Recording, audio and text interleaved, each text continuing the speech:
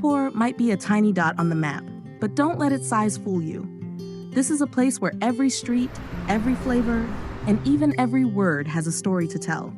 From the world's fastest walkers to a language you've never heard anywhere else, from iconic hawker centers to a mythical lion that never existed, this island is full of surprises. Ready to uncover what makes Singapore so extraordinary? Let's dive in. Fastest walkers in the world. People in the Netherlands have their bikes, Londoners have the tube, and Singaporeans, well, they've got their feet. A 2006 study found that Singaporeans are the fastest walkers in the world, covering 19 meters in just 10.55 seconds. But why the rush? It's a mix of culture, necessity, and a little competitive spirit. First off, owning a car in Singapore is a serious luxury. With sky-high taxes and a certificate of entitlement, often referred to as COE, that as of 2024 can cost over 140,000 Singapore dollars, equivalent to about 106,000 US dollars. It's no wonder many people choose not to drive. This hefty price tag, combined with other taxes, can push the total cost of a car to more than 6 times its base price elsewhere. As a result, most people opt for public transport. And with MRT trains arriving every few minutes, you quickly learn to move fast or risk missing your ride. Then there's the MRT shuffle. Imagine this. You've got 3 minutes to switch lines at Dhoby Ghaut. The escalators are packed, the corridors are like a maze, and every second counts. This is when Singaporeans showcase their walking finesse, expertly weaving through crowds, finding the fastest route, and making it to the platform just as the doors close. Locals have mastered walking with purpose, whether it's catching a train, grabbing lunch, or heading to the next hawker center. It's not just about getting somewhere. It's about getting there on time, every time. In Singapore, efficiency is everything. Who needs bikes or trains when your feet can practically fly? Hawker centers, a UNESCO-worthy feast. Speaking of hawker centers, did you know they're so special that UNESCO officially added them to the list of intangible cultural heritage in 2020? That's right. Hawker centers aren't just about food. They're a cornerstone of Singapore's cultural identity. Imagine this. Every neighborhood in Singapore has its own hawker center. It's like a food paradise where street food stalls come together under one roof. But unlike the messy street food setups you might see in other countries, hawker centers in Singapore are clean, organized, and regulated. Every vendor has to pass food safety training, and they proudly display their hygiene ratings right at the stall. And the food? It's amazing.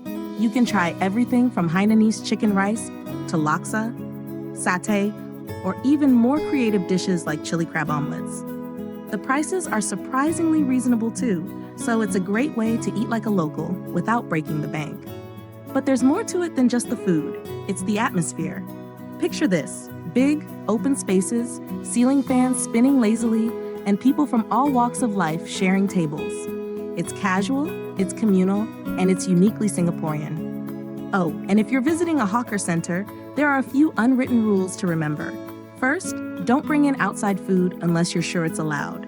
Second, sharing tables is totally normal, so don't hesitate to grab a seat wherever you can find one. And if you see a packet of tissues or a card on a table, don't touch it. That's how locals reserve their spot. So next time you step into a hawker center, don't just think of it as grabbing a meal. Think of it as stepping into a little slice of Singapore's history and culture, all served up on a plate with a side of sambal. And who knows, you might even find your new favorite dish. The art of chopping your spot. We just mentioned reserving seats. This is another quirky and unique part of Singaporean culture.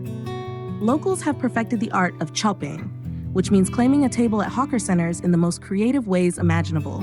The most iconic method? Tissues. Yes, you heard that right. A simple packet of tissues placed on a table is like an invisible reserved sign. Nobody dares to move it. It's understood and respected as someone's personal claim. But it doesn't stop there. Some people use their name cards, their MRT cards, or even an umbrella. It's like a silent agreement between everyone. You see the item, you respect the space, and it's not just practical, it's efficient. Hawker centers can get incredibly busy, especially during lunch hours. If you don't chope your seat, you might end up wandering around with your tray of laksa, desperately searching for an empty table. It's a little ritual that tourists often find fascinating and maybe a bit confusing at first. Imagine walking into a hawker center, spotting an empty table, and thinking you've lucked out, only to notice a lonely packet of tissues sitting there. That's the beauty of it. It's unspoken, it's polite, and it's just so Singaporean. So, next time you're at a hawker center, don't forget to pack some tissues. Not just for wiping your hands, but for securing your spot like a local pro. It's all part of the experience, and hey, it makes for a pretty cool travel story too. Always summer, hot and hotter. Here's a fun fact about Singapore. There are only 2 seasons, hot and hotter. Being just 137 kilometers north of the equator means the weather here is a constant mix of sunshine, humidity, and the occasional rainstorm to keep things interesting. The temperature rarely dips below 23 degrees Celsius or 73 degrees Fahrenheit, even at night, and daytime highs often reach 32 degrees Celsius or 90 degrees Fahrenheit. So when locals talk about a cool day, they're probably referring to a slightly overcast sky or a strong breeze. This perpetual heat shapes daily life in unique ways. Locals have mastered staying cool, literally. Shopping malls double as urban oases, offering air-conditioned relief and becoming popular spots for everything from socializing to exercising. Umbrellas are a must-have, shielding against both sun and sudden downpours. And it's no surprise that hawker centers, with their open-air design and whirring ceiling fans, remain a staple for communal dining. For visitors, survival tips are simple but essential. Don't forget your sunscreen and a bottle of water. You'll need both long before finishing your first stroll around Marina Bay Sands or Sentosa. Pack light with breathable clothes unless you want to turn your adventure into a sweat marathon. Singapore's weather might be relentless, but it's also part of the charm, creating a rhythm of life that's as vibrant as the island itself. Singapore, from unplanned independence to a thriving nation. Most developed countries boast centuries of rich history and ancient traditions. Singapore? Not quite. This little island is practically brand new on the global stage, at least in its modern form. After World War II, as colonial powers began retreating, Singapore faced a period of uncertainty. In 1959, it achieved full self-governance under British oversight. But independence as a sovereign nation was not yet on the horizon. Seeking greater stability and economic opportunity, Singapore joined the Federation of Malaysia in 1963, becoming one of its states. But the union was rocky from the start. Political clashes, ethnic tensions, and diverging visions for the future quickly strained the relationship. Just 2 years later, in 1965, Malaysia made the unprecedented decision to expel Singapore from the Federation. Independence wasn't planned. It was thrust upon this tiny island with no natural resources and a host of challenges. It was one of those rare moments in history where a nation was forced into independence, rather than achieving it through negotiation or struggle. Suddenly, Singapore had no choice but to fend for itself. What followed is nothing short of a miracle. Led by visionaries like Lee Kuan Yew, Singapore pivoted from a fragile, impoverished state to one of the most prosperous nations in the world. Through sheer determination, strategic planning, and relentless focus on trade, education, and infrastructure, Singapore rewrote its destiny. Singapore, a nation that imports almost everything. Here's a fact that might surprise you. Singapore, one of the world's most developed countries, imports almost everything it needs. From food to water, this tiny island relies heavily on its neighbors and global trade to sustain its population and economy. With over 90% of its food coming from abroad, Singapore's plates are a global affair. Limited land means local farming is minimal, so even a simple meal can be a journey across continents. And when you sit down at a hawker center, try analyzing your plate. The rice might hail from Thailand, the beef from Australia, and those tomatoes? They could have taken a flight from far across the globe. Eating in Singapore is like taking a world tour, one bite at a time. When it comes to water, Singapore has historically depended on Malaysia under the 1962 Water Agreement which supplies 250 million gallons daily. This agreement remains in effect until 2061, but Singapore has significantly reduced its reliance on imported water through groundbreaking innovations. Desalination plants now transform seawater into drinkable water, while the revolutionary New Water system recycles wastewater into ultra-clean, potable water. These technologies together make Singapore a global leader in water sustainability. Singapore's secret weapon, the kindness movement. Here's something you might not expect. Singapore isn't just known for its efficiency and rules, it's also a champion of kindness. In 1979, the government launched the National Courtesy Campaign, recognizing that a little more politeness could go a long way. The goal? To encourage people to be more courteous, welcoming, and yes, even tourist-friendly. Over the years, this initiative evolved into the Singapore Kindness Movement, established in 1997 as a nonprofit organization dedicated to inspiring small acts of kindness. Think holding the elevator door, giving up your seat on the MRT, or just saying thank you with a genuine smile. Simple gestures, right? But in a fast-paced city like Singapore, they make a big difference. And let's be honest, kindness campaigns can sometimes feel a little forced. But here, they work.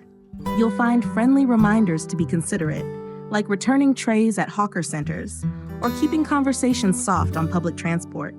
It's as if there's a polite nudge wherever you go. What's more, the movement has its own mascot, Singa the Lion. Introduced during the Courtesy Campaign, this cheerful cartoon character has become Singapore's ambassador of niceness, reminding everyone that kindness never goes out of style. So next time you're in Singapore and someone holds the door for you, or lets you merge in traffic, know that it's all part of the culture. Kindness here isn't just a campaign, it's a way of life. And honestly, wouldn't the world be a better place with a little more of that? Singapore, the island that never stops celebrating. If there's one thing Singapore knows how to do, it's throw a festival. This little island takes its celebrations seriously, with something happening all year round. Whether it's about food, shopping, culture, or just having a good time, there's always a reason to party. Summer kicks off with a bang, bringing the Great Singapore Sale, where the entire country feels like one giant discount rack. Not into shopping? You have the Singapore International Festival of Arts for the culture buffs and the Singapore Food Festival for the foodies. Trust me, there's nothing quite like eating your way through this island during a food fest. Then there's the big one, National Day on August 9th. Think parades, fireworks, and the whole city decked out in red and white. It's a moment of pure pride and joy for locals and a jaw-dropping spectacle for visitors. But if you're a fan of speed and adrenaline, the Singapore Grand Prix is a must-see. Held under dazzling lights on the Marina Bay Street circuit, it's the only night race in Formula One and a global highlight for motorsport fans. Combine the thrill of the race with live music performances and an electric atmosphere, and you've got an event that brings together locals and international visitors alike. And it doesn't stop there. Orchard Road transforms into a dazzling wonderland for Christmas, bursts with color during Chinese New Year, and glows with lights for Hari Raya Haji and Deepavali. It's like the whole city takes a collective breath, then jumps straight into another celebration. So if you're visiting Singapore, check the calendar. Chances are you'll stumble into a festival, or maybe even the roar of Formula One engines. And honestly, who doesn't love an excuse to celebrate? Singlish, Singapore's uniquely local language. Singapore may be small, but its linguistic diversity is anything but. With 4 official languages, English, Mandarin, and Tamil, this island nation is a melting pot of cultures. Yet what really ties everything together is Singlish, the unofficial but beloved local dialect that's as unique as Singapore itself. Singlish isn't just a language, it's a vibe. It's where English meets Malay, Tamil, Hokkien, and Cantonese, creating a colorful blend that reflects the nation's multicultural roots. The magic lies in the way locals sprinkle words like la, le, and lor at the end of sentences, adding emphasis, emotion, or sometimes just a bit of flair. For example, Ken la isn't just a yes, it's a yes with confidence. That said, Singlish is not for every situation. In professional or international settings, most Singaporeans switch to standard English to ensure clear and effective communication. Singlish is more at home in casual conversations, offering a relaxed and authentic way for locals to connect. And Singlish isn't just for fun. It's officially recognized in global linguistics, with 27 Singlish terms now in the Oxford English Dictionary. Words like aya, ayo, and shiok have made their mark, giving the world a taste of Singapore's linguistic creativity. More than just a quirky dialect, Singlish showcases the heart of Singapore's cultural diversity. It's not about replacing English or any of the official languages. It's about creating something that everyone can share. It's efficient, expressive, and sometimes hilariously blunt, just like the people who speak it. So if you're visiting Singapore, don't be surprised if someone says, "Relax la, no need so kanchong." It's their way of telling you to chill out, Singapore style. And trust me, once you get the hang of it, you'll realize Singlish isn't just a language, it's an experience. The Merlion, Singapore's iconic guardian. Whether you've been to Singapore or not, chances are you've seen its most famous symbol, the Merlion. A creature with the head of a lion and the body of a fish, it's a striking emblem of the nation. But here's the twist. Singapore has never been home to any lions, not one. The story of the lion comes from a legend dating back to the 13th century. Sang Nila Utama, a prince from Palembang in present-day Indonesia, landed on the island and reportedly spotted a majestic lion. Taking it as a good omen, he named the place Singapura, which means Lion City in Sanskrit. While historians are pretty sure there weren't any actual lions roaming around, the image of the lion became deeply embedded in Singapore's cultural identity. To honor this legend, Singapore created its iconic mascot, the Merlion. With a lion's head to represent Singapura and a fishtail symbolizing its origins as a fishing village, the Merlion was born in 1964 as part of a Singapore Tourism Board campaign. The fishtail pays homage to the island's deep fishing heritage, dating back to its days as a humble fishing village before the 19th century. The design was crafted by British zoologist Alex Fraser Brunner, and the name combines mer, meaning sea, with lion. It's clever, symbolic, and uniquely Singaporean. The most famous Merlion statue stands proudly at Merlion Park, unveiled in 1972 near Marina Bay. Measuring 8.6 meters tall and spouting water into the bay, it has become a must-visit landmark for travelers and a beloved icon for locals. Here's another fun connection to Singapore's aquatic roots. The country's first ever Olympic gold medal came from the water. In 2016, swimmer Joseph Schooling, just 21 years old, stunned the world by defeating the legendary Michael Phelps in the 100-meter butterfly. From a fishing village to Olympic glory, Singapore's bond with the water continues to inspire. The Merlion may have started as a marketing icon, but today it's so much more. It's a symbol of Singapore's history, its legends, and its unstoppable journey from a humble fishing village to a global powerhouse. So next time you see the Merlion, remember, you're looking at a story that's part myth, part history, and all Singaporean pride. Singapore is a place where every moment feels alive with culture, resilience, and creativity. Every tradition, every flavor, and every corner has a unique story to tell. If this journey sparked your curiosity, don't stop here. Like, comment, and share. And let us know what surprised you the most about Singapore. Let's chat in the comments.